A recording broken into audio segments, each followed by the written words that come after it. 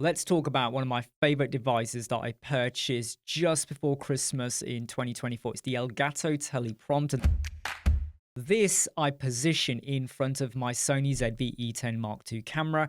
I used to use this in front of my iPhone as well before I got the Sony, and basically this is like a teleprompter. I don't use teleprompters much because I like to shoot from the hip and be very spontaneous when I do recordings, but sometimes I may do a series like the web designer reset, or maybe I'm collaborating with someone and I've decided on a script and things I want to cover. If you don't have a teleprompter, you might have Notion or an email or something over there or Word and it's got your script. And what happens is you read it, you try to memorize it, and you try and repeat it back in front of the camera. And I find that you kept doing this. And sometimes a 5-minute video would take half an hour and it was really frustrating.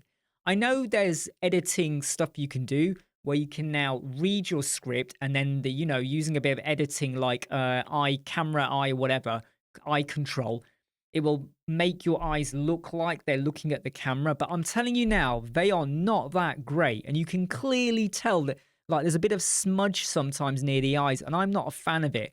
This is the Elgato Teleprompter. This is currently on a tripod. The reason why it's on a tripod is if I just move this sheet, is what would happen is you would position this.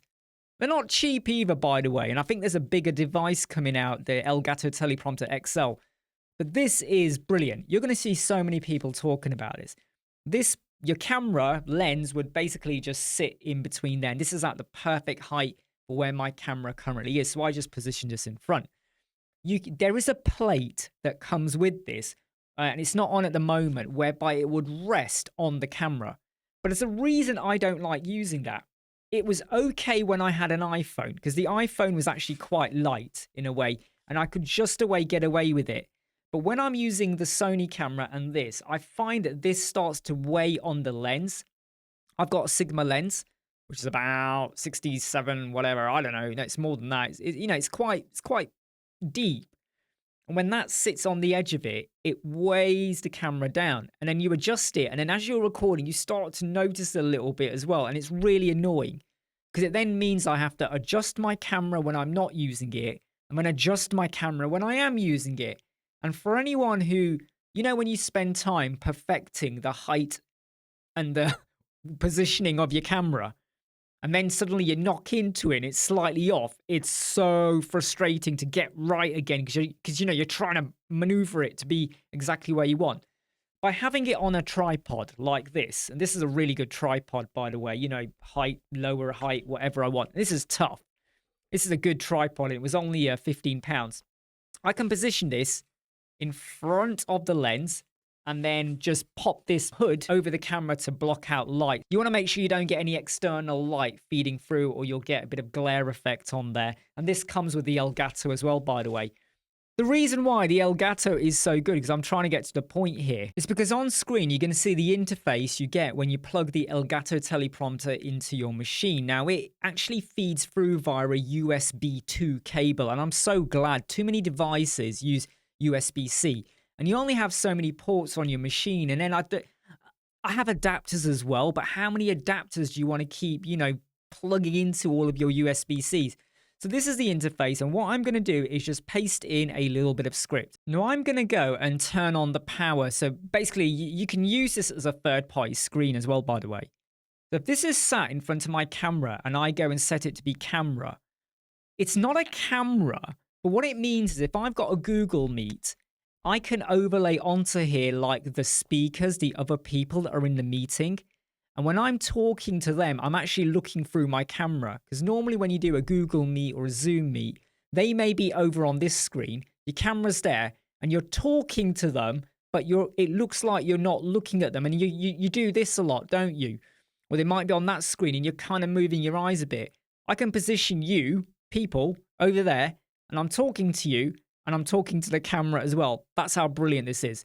So right now I've gone, and you're probably going to get a bit of glare from the light above, so apologies. But right now, if I was to go and just set this up, so I've got my script, whatever it is on screen, I can add as many as I want.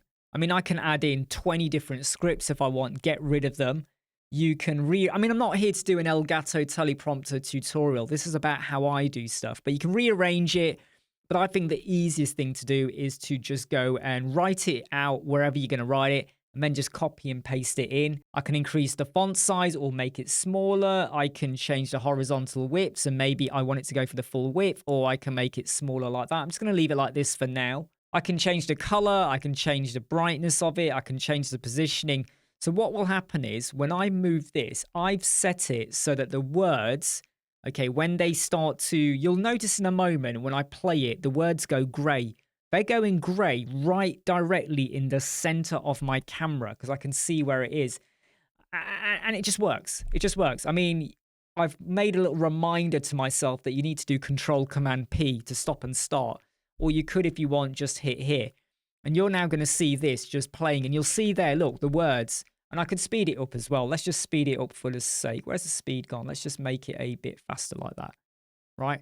In fact, that's not even super fast. Let's just go for something like that. And then you just read. And I'm recording.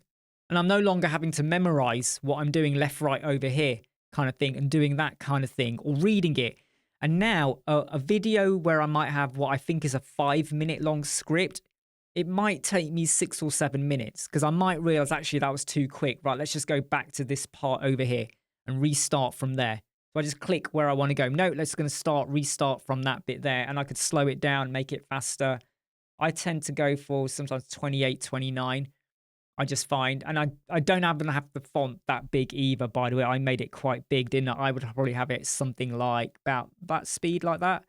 And that works quite well with the speed I would be talking. That's the Elgato Teleprompter positioned over there. I don't need to add this as a source to my OBS studio because my source of recording is my camera and that comes through. Now, because you are coming through this window over here, you know, you can just about see my finger there.